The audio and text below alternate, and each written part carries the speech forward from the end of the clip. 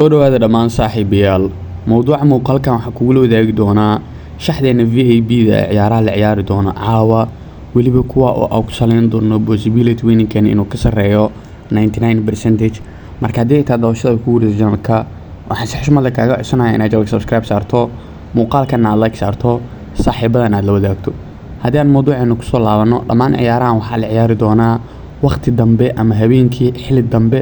kuwa oo dabcan ka kala kooban horyaalka Serie A sidoo kale horyaalka maxaa ahayd Spanish League ama La Liga iyo sidoo kale Premier League marka saddexda kooxood ee wada ciyaari doono ama lixda kooxood ee wada ciyaari doono kaliya waxa kula wadaagi doonaa shaxdooda VAB-da ah ama shaxdeeda possibility ugu badan 99% haysta kooxda ugu horeysa waa Fiorentina iyo Monza gamekan Fiorentina waxay ku jirtaa kaalmaha dhexe dabcan sidoo kale Monza waxay ku jirtaa kaalmaha dhexe gamekan waxa double chance siinayna kooxda Fiorentina taasoo aan leenahay waa ay badin kartaa ama bareejay galaysaa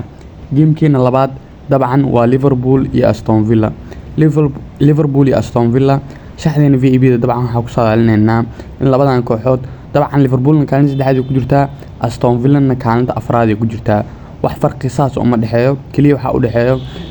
wax ka yar 9 dhibcood ama 9 dhibcood oo u dhaxeyso Aston Villa gamekan inay isadkayso ku qasban tahay hadii gamekan laga badiyo oo Tottenham labada game ay soo badiso dabcan Tottenham kaalinta afraad soo galayso soo marka Aston Villa xogaa way yar adkaan doontaa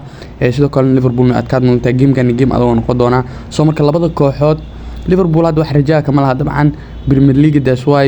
Aston Villa chance ugu badan oo maxaa ahayd ciyaarta ee u leedahay soo marka labada kooxood waxa leenahay ama Aston Villa badin karto ama Liverpool badin karto hadii dabcan taa aad ku qanacsaneen Aston Villa double chance waa saaran kartaa oo waa possibility kale oo macquul ah